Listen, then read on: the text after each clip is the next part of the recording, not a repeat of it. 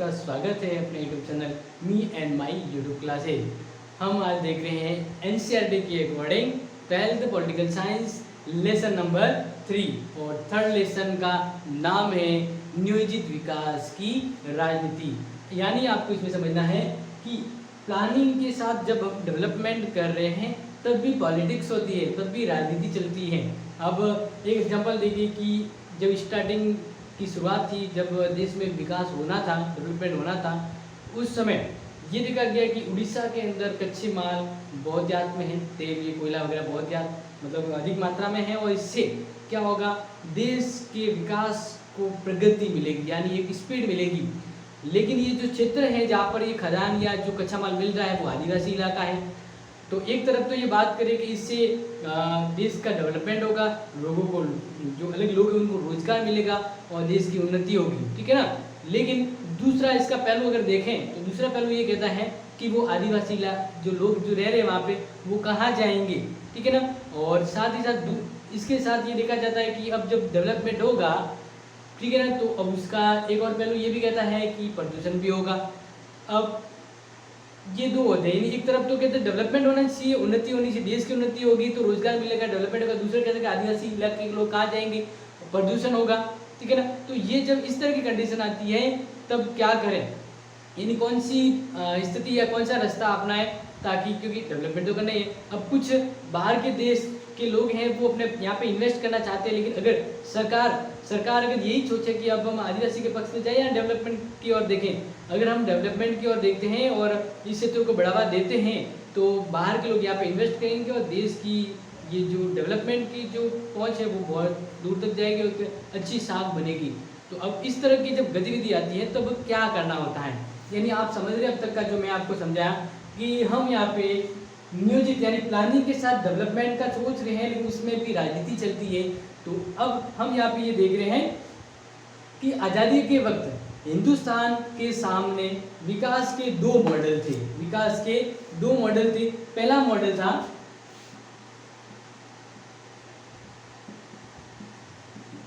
पूंजीवादी, ठीक है ना, पहला मॉडल था पूंजीवादी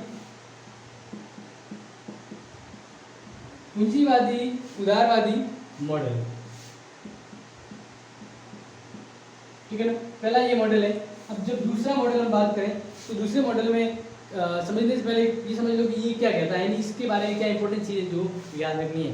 तो 12th वाले विशेष ध्यान रखें क्योंकि एग्जाम के लिए पर्पज पे ये चैनल हैं और जो वीडियो हैं और जो लेसन है वो आपके सपोर्ट के हैं। तो देखिए, यूरोप के अधिकतर हिस्सों और संयुक्त राज्य अमेरिका में यही मॉडल है। यानी इस मॉडल की बात करें तो जो यूरोप है, ठीक है ना, यूरोप और साथ ही यूएसए, वहाँ पर इस मॉडल को अपनाया गया क्योंकि वहाँ पर एक पूंजीवादी देश के जाते हैं और उदारवादी व्यवस्था वहाँ पे मौजूद है। जबकि दूसरा मॉडल हम बात करें वो है समाजवादी मॉडल, समाजवादी मॉडल। तो आज़ादी के बाद देश के डेवलपमेंट की जब बात आई तब ये दो ऑप्शन सामने थे कि हम किस मॉडल को अपनाएं, पूंजीवादी उदारवादी मॉडल को अपनाएं या समाजवादी मॉडल को अपनाएं। समझ रहे ना, दो मॉडल की यहाँ पे डिस्कस बात हो रही है। तो अब देखिए दूसरे मॉडल के संदर्भ में आप क्या समझते हैं। फर्स्ट तो आप समझ गए पूंजीवादी क्षेत्र या इलाके हैं उनसे संबंधित है। दूसरा मॉडल में देखिए आप, इसे सोवियत संघ ने अपनाया था। इसे किसने अपनाया था, सोवियत संघ यानी रूस, सोवियत संघ जो रूस है उसने ये मॉडल अपनाया। तो आप इन दोनों विचारधाराओं के बारे में पढ़ चुके हैं, आपने बता चुका हूँ। तो अब जब हम देखें तो आप ये जानते हैं कि दो महाशक्तियों के बीच शीत युद्ध भी हुआ था। शीत युद्ध जानते हैं ना, शीत युद्ध के दौरान दो प्रमुख विश्व दो धड़ों में बढ़ गया था, एक तरफ यूएसए था, दूसरी तरफ रूस था। यानी ये शीत युद्ध जब चला था तो शीत युद्ध का मतलब ये होता है कि रियलिटी की लड़ाई नहीं होती है, ये बातों में रणनीति चलती है और कूटनीति चलती है, इस तरह की जो ये गतिविधि चलती है। तो अब देखें उस वक्त जब शीत युद्ध का दौर था उस वक्त हिंदुस्तान में बहुत से लोग विकास के सोवियत मॉडल से गहरे प्रभावित थे। भारत के लोग हैं वो इसके मॉडल से ज़्यादा प्रभावित थे। ऐसे लोगों में भारतीय कम्युनिस्ट पार्टी के ही नहीं बल्कि अब ऐसा ही नहीं कि रूस की पार्टी की तरह कोई हमारे यहाँ पार्टी थी कम्युनिस्ट पार्टी, उसकी वजह से लोग इस रूस के मॉडल को अपना रहे, ऐसा नहीं था। अलग अलग पार्टी के लोग भी हैं वो इससे प्रभावित थे। जिसमें हम बात करें सोशलिस्ट पार्टी और खुद कांग्रेस के नेहरू तक इस मॉडल को अपनाने की बात कह रहे थे। अमेरिकी तर्ज के पूंजीवादी विकास के प्रोत्कार बहुत कम थे और इस मॉडल को अपनाने या इस मॉडल के पक्ष रखने वाले बहुत कम थे, क्योंकि हम एक समाज की स्थापना करना चाहते हैं, तो ये मॉडल सही है भारत की राजनीतिक डेवलपमेंट और विकास के लिए। तो आगे देखते हैं। आज़ादी के आंदोलन के दौरान एक सहमति बनी थी, सब में आम सहमति बनी थी। नेताओं की इस पसंद में यही सहमति प्रतिबिंबित हो रही थी, यही शो हो रहा था। राष्ट्रवादी नेताओं के मन में ये बात बिल्कुल क्लियर थी कि आज़ाद भारत की सरकार की आर्थिक सरोकार अंग्रेजी हुकूमत के आर्थिक सरोकार से अलग होंगे। यानी एक विचार किया गया कि अब आज़ाद भारत के जो आर्थिक हित होंगे ना, वह अंग्रेजों की प्लानिंग से बिल्कुल अलग होंगे। ठीक है ना, इस तरह की रणनीति हो रही थी और ये सब तय भी थे इस बात पर। आज़ाद भारत की सरकार अंग्रेजी हुकूमत की तरह संकुचित व्यापारिक हितों की पूर्ति के लिए काम नहीं करेगी, क्योंकि अंग्रेजों का तो सिर्फ प्रॉफिट करना था, यानी अर्निंग, प्रॉफिट करना था। किस तरह से प्रॉफिट करें, देश की अर्थव्यवस्था को ध्यान नहीं दे रहे थे। लेकिन हमें एक क्या करना है, प्रॉफिट के साथ समाज को भी बनाना है, यानी समाजवादी मॉडल अपनाना था। तो आज़ादी के दौरान ही ये बात भी साफ हो गई थी कि गरीबी मिटाने और सामाजिक आर्थिक पुनर्वितरण के काम का कुछ या मुख्य जिम्मा सरकार का होगा। नेताओं ने इन बातों को लेकर भी बहस सीढ़ी की। अब डेवलपमेंट भी करना है और समाज का विकास करना, यानी देश में आर्थिक इनकम फ्लो करनी है, आर्थिक उन्नति करनी है, सामाजिक विकास भी करना है। तो कुछ औद्योगिकरण को उचित रास्ता मानते थे, कुछ लोग हैं वो कहते थे कि हाँ औद्योगिकरण रास्ता अपनाना है जिससे ये संभव होगा। कुछ कहते हैं कि नहीं, ये संभव नहीं है, इसकी जगह कृषि का विकास करें और ग्रामीण क्षेत्रों की गरीबी को दूर करना ही सर्वाधिक जरूरी है। तो ये विकास की रणनीति में पॉलिटिक्स चल रही है। क्या चल रही है? पॉलिटिक्स, राजनीति चल रही है। तो जब आपको पता है योजना आयोग बना, अब योजना आयोग के दौरान ये आपको जो पोस्टर यहाँ पे मैं बता रहा हूँ, जवाहरलाल नेहरू है और ये पोस्टर ये बताता है योजना आयोग की उस समय की क्रियान्विति के बारे में। अब योजना आयोग क्या है ये जान लेते हैं, क्योंकि समझना बहुत जरूरी है। तो हम जानते हैं योजना आयोग के बारे में। अब ये आयोग के बारे में जानना क्यों जरूरी है? क्योंकि हम नियोजित विकास की रणनीति की बात कर रहे हैं, तो इसका नाम ये सिवा टॉपिक पूरा हो ही नहीं सकता है। ये इसके बारे में डिटेल से हम नहीं समझेंगे, बट ये समझेंगे कि क्यों जरूरी है, स्थापना कब हुई थी। ओके, तो आप आगे देखिए। जैसे अपने 12th में पढ़ रहे हैं, तो इससे पहला वाला जो आपने देखा होगा 11th के टॉपिक में, तो भारतीय संविधान के बारे में पढ़ा गया, क्योंकि वो भारतीय संविधान की अलग से पुस्तक थी और सिद्धांत और व्यवहार नामक की किताब पढ़ी है। तो इसके बारे में आप ये सोच के बताइए, योजना आयोग का जिक्र उसमें आया था क्या? हाँ बिल्कुल, आपसे कह रहा हूँ 11th में पढ़ी उसमें भारतीय संविधान की पुस्तक, उसमें योजना आयोग का कहीं जिक्र आया था क्या? अब मैं ऐसा क्यों पूछ रहा हूँ? इसलिए पूछ रहा हूँ क्योंकि योजना आयोग है वह संविधान बना तब ये आयोग की स्थापना नहीं हुई थी, आयोग की स्थापना बाद में हुई है, इसलिए इसका जिक्र यहाँ पे करना आवश्यक हो जाता है। तो देखिए, योजना आयोग संविधान द्वारा स्थापित बाकी आयोग या दूसरे निकायों की तरह नहीं है। योजना आयोग की स्थापना, सबसे इम्पोर्टेंट चीज़ है जो आप ध्यान रखेंगे, मार्च 1950 में योजना आयोग की स्थापना हुई थी और भारत सरकार के सीधे साधे प्रस्ताव के जरिए हुई थी। यह आयोग एक सलाहकारी की भूमिका निभाता है।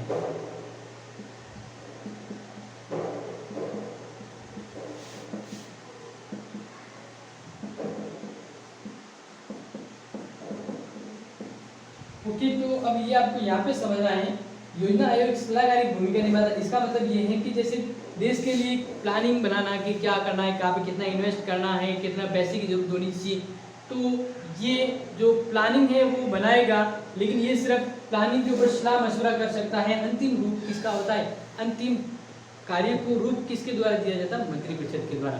तो योजना आयोग सलाहकारी के रूप में होती है। आगे इसमें जानिए, और इसकी सिफारिश, यानी ये जो भी काम करेगी उसके बाद ये जो जिस भी काम के ऊपर जो अपनी सिफारिश देगी, उस सिफारिश को तभी मानते हैं या वो सिफारिश तभी प्रभावकारी होती है जब इनकी सिफारिश को कौन स्वीकार करता है? मंत्रिमंडल। समझ गए ना? तो इस तरह से ये शॉर्ट में था कि योजना आयोग है और सलाहकारी भूमिका निभाती है, क्योंकि प्लानिंग बनाना इनके दायित्व इनके हाथ में होता है। अब देखिए, ये तो आप समझ गए। अब बात आती है नियोजन। तो अब मुझे बताइए ये नियोजन क्या है। हाँ, क्या है नियोजन? हाँ, पूछ रहा हूँ आपसे, बताना है नियोजन क्या है। तो नियोजन को हम यहाँ पे इंग्लिश वर्ड में लेते हैं, आपको ध्यान आ जाएगा। प्लानिंग। क्या है? प्लानिंग, यानी प्लान करना।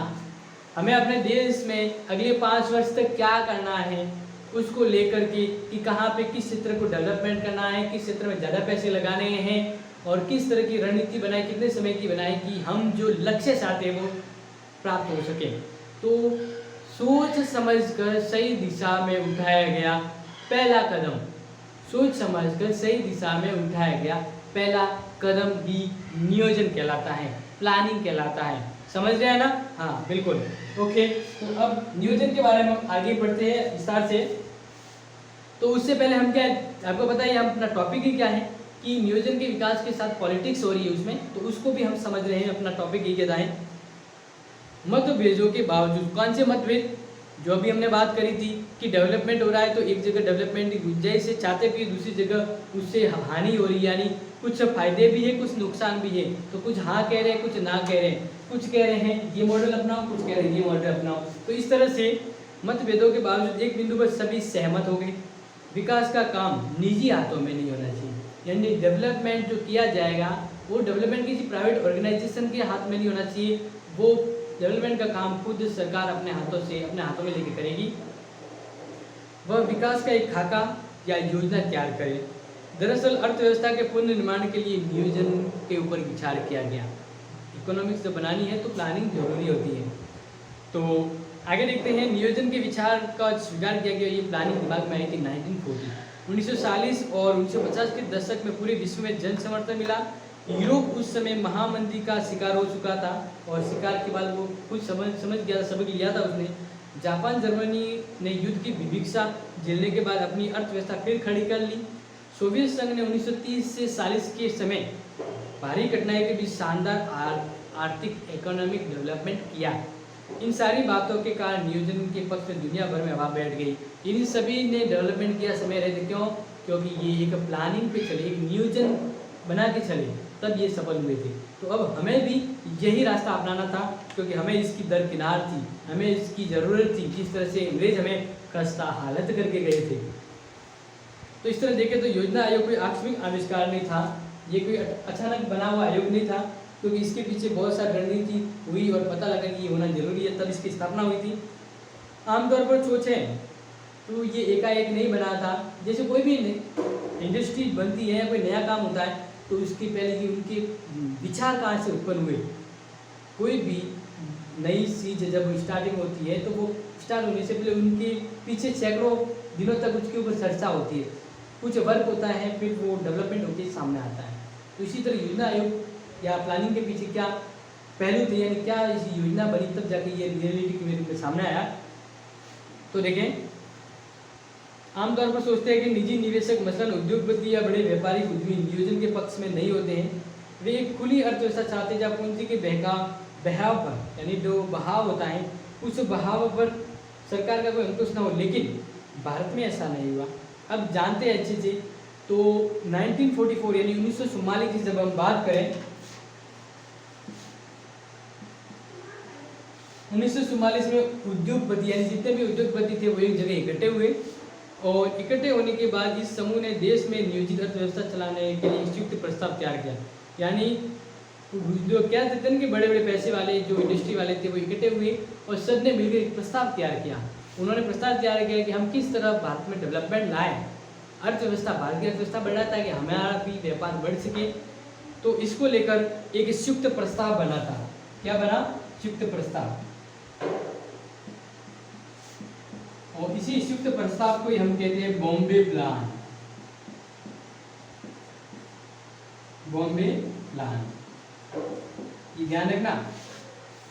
महाराष्ट्र में सभी एक जगह इकट्ठा हुए उद्योगपति, उन्होंने सबने मिलकर एक तय किया और तय करने के बाद जो प्रस्ताव था उस प्रस्ताव का नाम है बॉम्बे प्लान।